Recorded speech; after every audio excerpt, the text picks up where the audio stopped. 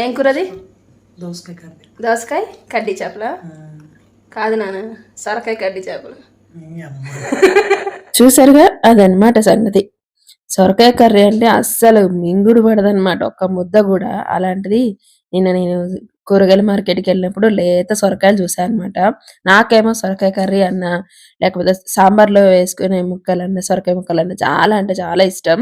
ఏం చేద్దాం, ఇంట్లో ఉన్నదే ముగ్గురం, మళ్ళీ చేస్తే 2 కూరలు ఎందుకని చెప్పేసి ఇంకా నేను సొరకాయ తెచ్చేసి దాన్ని దోసకాయ కర్రీ అని చెప్దామనేది ఫిక్స్ అయిపోయాను అనమాట.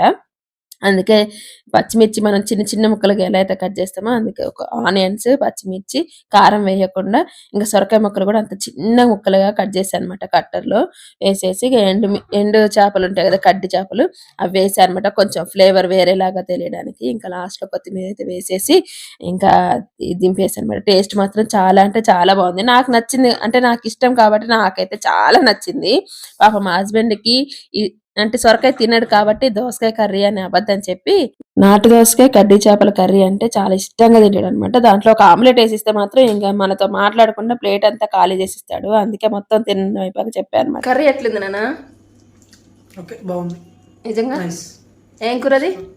దోసకాయ కర్రీ. దోసకాయ కడ్డీ చేపల కాదు నాన్న, సొరకాయ కడ్డీ చేపలు.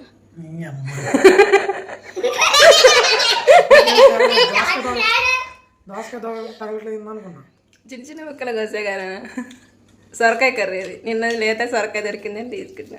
బాగుందా కర్రీ? చెప్పి ఇప్పుడు ఎట్లుంది కర్రీ?